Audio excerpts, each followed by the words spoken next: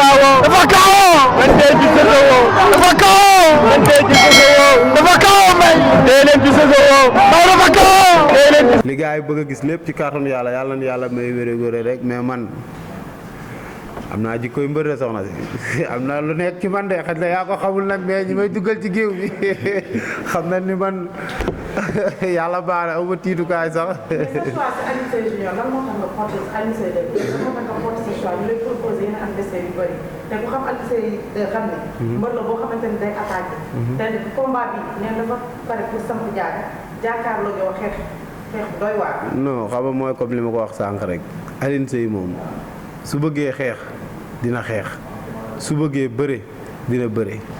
man mi toog ban la dem Touba ak tànki neen moo ma gënal dellusiwaat Thiès sans victoire kon xam nga man pare naa pour joxe sama bakkan. pare samp jaaga xeex. billaahi wallaahi du ay caaxaan combat bi lu mu laaj ci kàttanu sunu borom dinaa ko ci def. man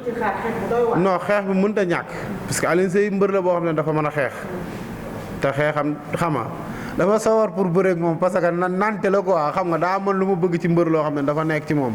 parce que am na mbër yoo xam ne nii dañuy wax nii rek mais ba at bi soufflé xoolal ci ginnaaw saako yi la ñuy taxaw mais Alioune Seye de loolu dalu ko ba at bi soufflé day suul ay tànkam xam nga taxaw waaw weccoog yow ay coup loolu dama koy bëgg te xam naa ndaanaan la ci bëre te dañ ne daa mën a bëre te comme nee na moom a dàq bëre dàq maa xeex xëy na su ma ko daanee boog gars yi dinañ man nangul ni nag man champion dëgg laa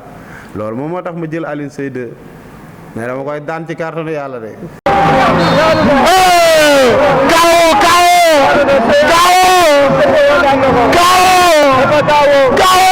dafa kaawoo man tey ci Sosowoo dafa kaawoo man tey ci Sosowoo dafa kaawoo may tey leen ci Sosowoo